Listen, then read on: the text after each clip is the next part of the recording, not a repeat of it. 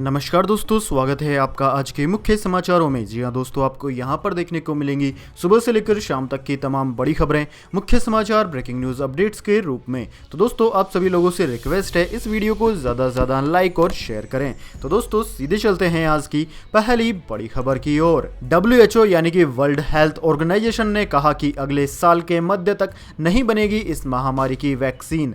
जी हाँ दोस्तों, विश्व स्वास्थ्य संगठन यानी कि WHO ने अब इस महामारी को लेकर फिर से नया बयान जारी किया है। दरअसल दोस्तों, उनका मानना है कि इस महामारी की वैक्सीन को आने में अगले साल मध्य तक का वक्त लग सकता है। WHO के प्रवक्ता मार्गरेट हैरिस ने कहा कि अब तक हुए परीक्षणों में से जितनी भी दवा कंपनियां वैक्सीन बना रही है, उनमें से कोई भी अभी तक कम से कम 50% के स्तर पर खरा नहीं उतर पाया है। वहीं दूसरी ओर अमेरिकी संस्था terror for disease control and prevention ने जन स्वास्थ्य से जुड़ी एजेंसियों को बताया है कि वह अक्टूबर या नवंबर तक 2 वैक्सीन तैयार कर सकता है। साथ ही भारत की ओर से भी दावा किया जा रहा है कि इस दिसंबर से पहले ही एक वैक्सीन भारत भी बाजार में उतार देगा।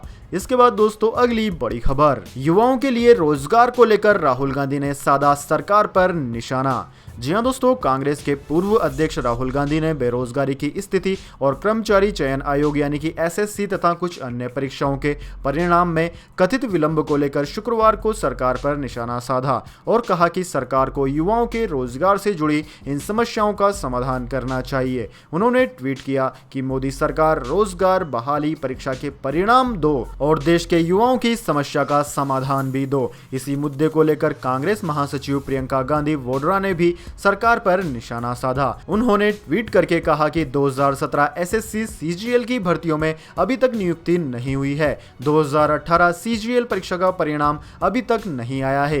2019 CGL की परीक्षा ही नहीं हुई। 2020 CGL की भर्तियां निकाली ही नहीं गई है।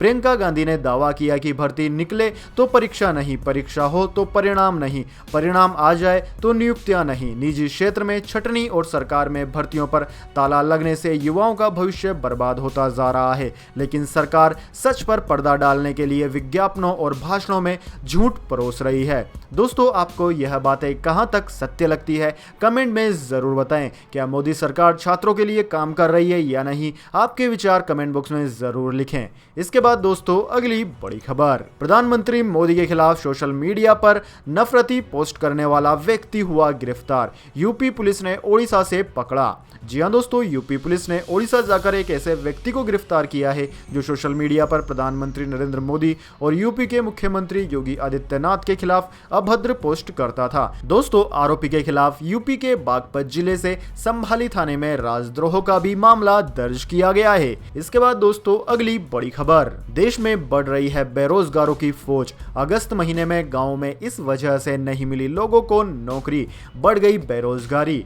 जी हां दोस्तों, इस महामारी के कारण इकोनॉमी गर्त में पहुंच चुकी है। ताजा रिपोर्ट के अनुसार भारत की इकोनॉमी माइनस में 23.9% चली गई है। हाल ही में SBI की तरफ से रिपोर्ट के अनुसार शहरी इलाकों के बजाय ग्रामीण इलाकों में इस महामारी के संक्रमण के मामले तेजी से बढ़ रहे हैं। इस वजह से अब ग्रामीण अर्थव्यवस्था प्रभावित होने का डर है। अगर ग्रामीण इलाकों में इस महामारी के मामलों का बढ़ना जारी रहा तो इकोनॉमी में रिकवरी को बड़ा झटका लग सकता है। इसके बाद दोस्तों, अगली बड़ी खबर, छोटे किसानों और स्टार्टअप के लिए बड़ी खुशखबरी, RBI ने बदले नियम, आसानी से मिलेगा अब पैसा। जी हां दोस्तों, रिजर्व बैंक ऑफ इंडिया ने प्रायोरिटी सेक्टर लेंडिंग की संशोधित गाइडलाइंस जारी की है। इसमें नए क्षेत्रों को आसानी से कर्ज मिले, इस पर जोर दिया गया है। ऐसे क्षेत्रों पर फोकस है जिससे कारोबारी माहौल बढ़े। साथ ही ऐसे क्षेत्रों को भी आसानी से कर्ज मिले जिन्हें अब तक कम कर्ज मिलता था। स्टार्टअप को बैंक से मिलने वाला 50 करोड़ रुपए तक का कर्ज प्रायोरिटी सेक्टर लेंडिंग में गिना जाएगा। इसी तरह किसानों को ग्रिड से जुड़े सोलर पंप लगाने के लिए दिया गया कर्ज इस श्रेणी में शुमार होगा। इसके बाद दोस्तों, अगली बड़ी खबर, JEE नीट परीक्षाओं को मिली हरी झंडी। 6 राज्यों की पुनर्विचार याचिका सुप्रीम कोर्ट ने कर दी खारिज। जी हां दोस्तों, JEE नीट परीक्षा के आयोजन के खिलाफ दायर संयुक्त पुनर्विचार याचिका पर सुप्रीम कोर्ट ने विचार करने से इनकार करते हुए शुक्रवार को इसे रद्द कर दिया। ये याचिका 6 गैर BJP शासित राज्यों के मंत्रियों ने दायर की थी। इससे पहले 17 अगस्त को भी सुप्रीम कोर्ट ने परीक्षाओं के आयोजन के खिलाफ दायर छात्रों की याचिकाओं को खारिज रिलीज करते हुए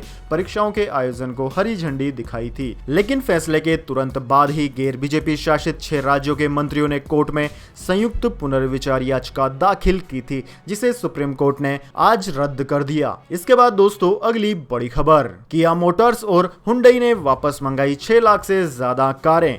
जी हाँ दोस्तों, अगर आप किया मोटर्स या फिर हुंडई की कोई कार खरीदने की सोच रहे हैं तो यह खबर आपको जरूर सुन लेनी चाहिए, क्योंकि दोस्तों इन दोनों गाड़ियों की कुछ मॉडल्स में आग लगने की घटनाएं सामने आई है। हालांकि कंपनी ने शिकायतें मिलने के बाद हुंडई मोटर और किया मोटर ने अमेरिका कनाडा में अपनी 6 लाख से ज्यादा गाड़ियों को रिकॉल कर लिया है, यानी कि ग्राहकों से वापस मंगवा लिया है। यह एक अच्छी बात है। इन कारों में ब्रेक फ्लूइड लीक की समस्या थी। कार कंपनियों के मुताबिक इस कमी की वजह से शॉर्ट सर्किट हो सकता है और कार में आग लग सकती है। America national highway traffic safety administration ने इसकी जांच शुरू भी कर दी है। इसके बाद दोस्तों अगली बड़ी खबर, अब से दूसरे देशों के जरिए भी अपना सामान नहीं भेज पाएगा चीन। सरकार ने बदले कई सारे नियम। जी हां दोस्तों, लद्दाख में चीन से जारी सीमा विवाद के बीच सरकार ने मुफ्त व्यापार समझौते के तहत चीन से आयात कम करने के लिए बड़ी पहल कर दी है। भारत सरकार के आयात कानून के तहत रूल्स ऑफ ओरिजिन का नियम लागू करने के लिए जारी नए दिशा निर्देश की वजह से चीन पर आसानी से लगाम लगाई जा सकेगी। दरअसल दोस्तों, इसके बाद चीन अब वियतनाम, इंडोनेशिया और थाईलैंड जैसे देशों के रास्ते भारत में सामान नहीं भेजेगा। खराब गुणवत्ता वाले उत्पादों का आयात रोकने और FTA में भागीदारी देश के जरिए किसी तीसरे देश के उत्पादों की डंपिंग को रोकने के लिए यह कदम उठाया गया है। दोस्तों, राजस्व विभाग ने सीमा शुल्क नियम 2020 को अधिसूचित कर दिया है। ये नियम 21 सितंबर 2020 से लागू होने वाले हैं। रूल्स ऑफ ओरिजिन में कहा गया है कि यह नियम भारत में आयातित उन उत्पादों पर लागू होंगे जिन पर आयातक व्यापार समझौते के तहत शुल्क में छूट या रियायत का दावा करेंगे। इसके बाद दोस्तों अब जान लेते हैं पूरी दुनिया और भारत में क्या है इस महामारी की ताजा स्थिति।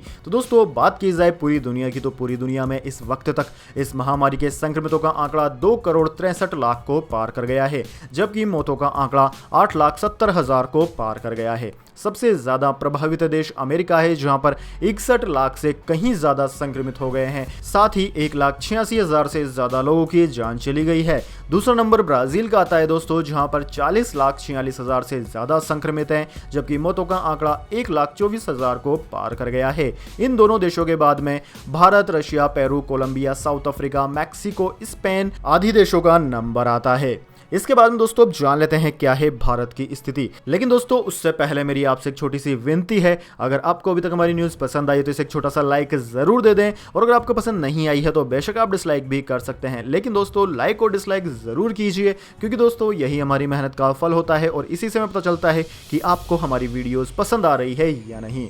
तो दोस्तों जल्दी से जान लेते हैं क्या है भारत की स्थिति। तो दोस्तों बात की जाए भारत की, तो भारत में इस महामारी के संक्रमितों का आंकड़ा लगभग 40 लाख पहुंच चुका है, जबकि मौतों का आंकड़ा भी 69,000 को पार कर गया है। दोस्तों सबसे ज्यादा प्रभावित राज्य महाराष्ट्र है, जहां पर 8,60,000 से ज्यादा संक्रमित हैं। वहीं दूसरा नंबर आंध्र प्रदेश का है, जहां पर 4,65,000, तमिलनाडु में 4,45,000। इन तीनों राज्यों के अलावा कर्नाटक, उत्तर प्रदेश, दिल्ली, वेस्ट बंगाल, बिहार, तेलंगाना, असम, ओडिशा, गुजरात इस महामारी से सबसे ज्यादा प्रभावित राज्य हैं। इन सभी राज्यों में 1 लाख से कहीं ज्यादा संक्रमित आंकड़े पहुंच चुके हैं। इसके बाद दोस्तों अगली बड़ी खबर, महाराष्ट्र के गृह मंत्री ने कहा कंगना रनौत को मुंबई में रहने का अधिकार नहीं। कंगना रनौत ने पलटकर दिया जवाब। जी हाँ दोस्तों, बॉलीवुड एक्ट्रेस कंगना रनौत इन दिनों अपने तीखे बयानों को लेकर सुर्खियों में छाई रहती है। सुशांत सिंह राजपूत मौत मामले में बॉलीवुड सहित महाराष्ट्र सरकार और मुंबई पुलिस को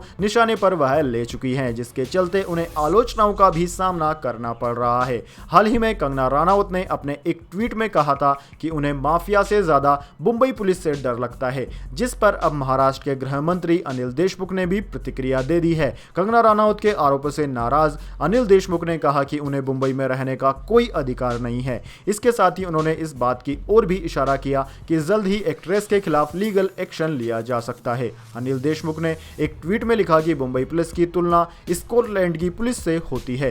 कुछ लोग मुंबई पुलिस को निशाना बनाने की कोशिश कर रहे हैं। एक IPS अधिकारी इसके खिलाफ अदालत में गए हैं। उन्हें मुंबई या महाराष्ट्र में रहने का कोई अधिकार नहीं है। इसके बाद में दोस्तों कंगना रनौत ने जवाब में कहा कि मैं 9 तारीख को मुंबई में आ रही हूँ, किसी के बाप में दम है तो मुझे रोक ले। इसके बाद दोस्तों अगली बड़ी खबर, आईपीएल 2020 चेन्नई सुपर किंग्स को लगा एक और बड़ा झटका, हरभजन सिंह टूर्नामेंट से हुए बाहर।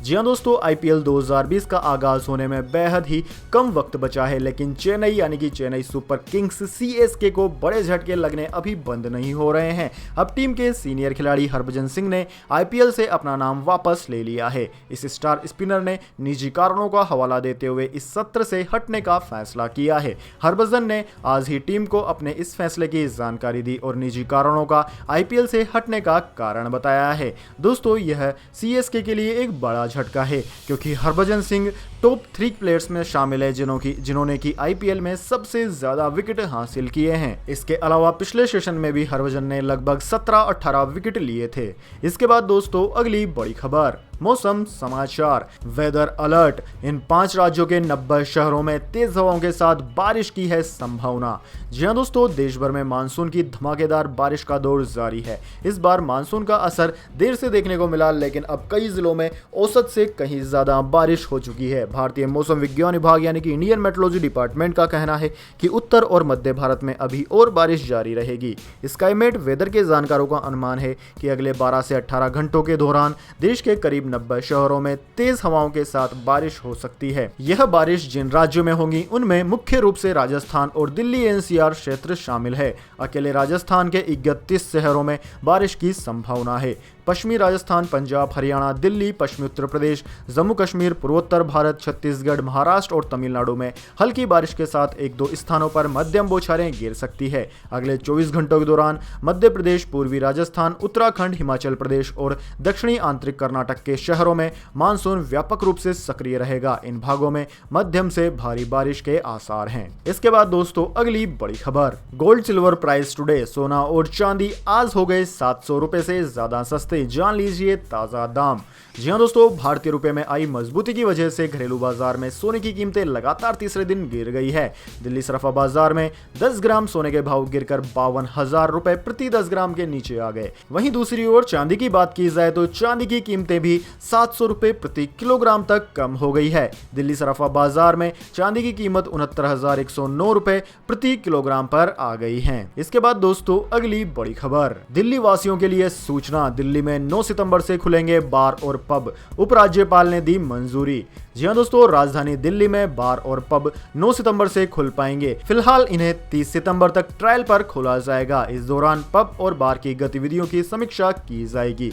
समीक्षा के बाद इन्हें आगे खोलने का फैसला लिया जाएगा। दिल्ली के उपराज्यपाल अनिल बैजल ने पब और बार को फिर से खोलने के दिल्ली सरकार के प्रस्ताव को मंजूरी दे दी है। उपराज्यपाल से मंजूरी के बाद अब 9 सितंबर से दिल्ली के होटल, रेस्तरां और क्लब पहले की तरह शराब परोस सकेंगे। होटल, पब और बार चलाने वालों को केंद्र की गाइडलाइनों का पालन करना जरूरी होगा। इसके बाद दोस्तों अगली बड़ी खबर, शेयर बाजार में भयंकर गिरावट, 634 अंक लुढ़का सेंसेक्स, निफ्टी भी 11,500 के नीचे फिसला। निवेशकों के डूब गए 2,37,000 करोड़ से ज्यादा रुपए। जी हां दोस्तों, सप्ताह के अंतिम कारोबारी दिन घरेलू शेयर बाजार में गिरावट देखने को मिली है। दिन भर के कारोबार के बाद बॉम्बे स्टॉक एक्सचेंज यानी कि बीएसई पर सेंसेक्स 600 से ज्यादा अंकों की गिरावट के साथ बंद हुआ। शुक्रवार को बैंकिंग, फाइनेंशियल और मेटल स्टॉक में सबसे ज्यादा बिकवाली देखने को मिली। इसके बाद निवेशकों को करीब 2,36,937.69 करोड़ रुपए का नुकसान हुआ। 30 शेयरों वाला प्रमुख इंडेक्स बीएसई सेंसेक्स 634 अंक लुढ़ककर 38,357 अंक पर बंद हुआ, जबकि एनएसई निफ्टी भी 11,500 के नीचे बंद हुआ। इसके बाद दोस्तों अगली बड़ी खबर, कुलभूषण जाधव मामला, पाकिस्तान हाईकोर्ट ने कहा वकील की नियुक्ति के लिए भारत को एक और मौका दे। जी हां दोस्तों, पाकिस्तान की एक अदालत ने गुरुवार को संघीय सरकार को निर्देश दिया है कि कुलभूषण जाधव का प्रतिनिधित्व करने के लिए वकील नियुक्त करने की खातिर वह भारत को एक और मौका दे। इसके साथ ही अदालत ने मामले में सुनवाई 1 महीने के लिए स्थगित कर दी है। इस्लामाबाद हाईकोर्ट ने जाधव के लिए एक पाकिस्तानी सैन्य अदालत द्वारा सुनाई गई मौत की सजा की समीक्षा की सुनवाई के दौरान वकील की नियुक्ति के मुद्दे पर गौर किया। भारतीय सेना के 50 वर्षीय से सेवानिवृत्त अधिकारी जाधव को अप्रैल 2017 में जासूसी और आतंकवाद के आरोप में एक पाकिस्तानी सैन्य अदालत ने मौत की सजा सुनाई थी। अटॉर्नी जनरल खालिद जावेद खान ने अदालत से कहा कि अंतर्राष्ट्रीय न्यायालय के आदेशों का पालन करने के लिए पाकिस्तान ने भारत को काउंसलर प्रदान किया है। हालांकि उसने जाधव के लिए वकील नियुक्ति करने के पाकिस्तान के प्रस्ताव पर जवाब नहीं दिया। तो दोस्तों यह थी आज की तमाम बड़ी खबरें। इसके बाद दोस्तों अब बारी आती है आज के माइंड क्यूज क्वेश्चन की। जी हाँ दोस्तों, एक आसान से सवाल का जवाब देकर आप जीत सकते हैं एक अमेजिंग सरप्राइज गिफ्ट हमारे यूट्यूब चैनल की ओर से। तो दोस्तों आज का सवाल आपकी स्क्रीन पर आ चुका है। अर्थशास्त्र के महान ज्ञाता चाणक्य को और किस नाम से जाना जाता था? जी हाँ दोस्तों, अगर आप जानते हैं चाणक्य के और दूसरे नाम तो जल्दी से कमेंट बॉक्स में लिख दीजिए। अगर दोस्तों आपका जवाब होता है एकदम सही और आप चुने जाते हैं लक्की विजेता के रूप में, तो आपको मिलेगा एक अमेजिंग सरप्राइज गिफ्ट हमारे YouTube चैनल की ओर से। तो दोस्तों जल्दी से अपना उत्तर कमेंट बॉक्स में लिख दीजिए, वीडियो को लाइक कर लीजिए और चैनल को सब्सक्राइब करके बेल आइकन भी दबा लीजिए। धन्यवाद। वंदे मातरम। जय हिंद, जय भारत।